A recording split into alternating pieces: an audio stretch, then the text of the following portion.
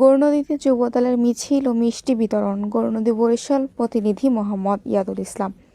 গৌরনদী উপজেলা পৌর যুবদলের উদ্যোগে বরিশাল ১ আসনের সংসদ সদস্য এম জহিরুদ্দিন স্বপনকে তথ্য সম্প্রচার মন্ত্রী হিসেবে দায়িত্ব দেওয়ায় প্রধানমন্ত্রী তারেক রহমানকে শুভেচ্ছা ও অভিনন্দন জানিয়ে মিছিল ও মিষ্টি বিতরণ কর্মসূচি পালন হয়েছে। মঙ্গলবার ১৭ ফেব্রুয়ারি বাদ এশা বাংলাদেশ জাতীয়তাবাদী বিএনপির কার্যালয় থেকে ঢাকা-বরিশাল মহাসড়কে এই কর্মসূচি অনুষ্ঠিত হয়। এ সময় নেতাকর্মীরা আনন্দ মিছিল বের করে এবং সাধারণ মানুষের মাঝে মিষ্টি বিতরণ করেন। তারা বলেন, এম জহিরুদ্দিন স্বপনের মন্ত্রিত্ব লাভে বরিশাল ১ আসনের জনগণের প্রত্যাশা পূরণ হবে এবং এলাকার উন্নয়ন কার্যক্রম আরও বেগবান হবে।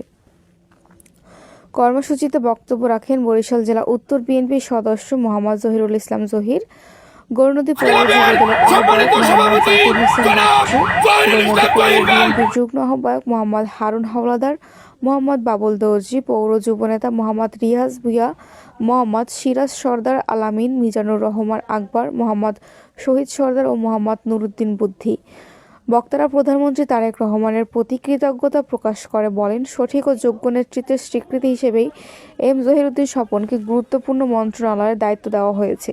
ভবিষ্যতে দলীয় নেতাকর্মীরা ঐক্যবদ্ধভাবে সরকারের উন্নয়ন কর্মকাণ্ডে সহযোগিতা করবেন বলেও তারা অঙ্গীকার ব্যক্ত করেন।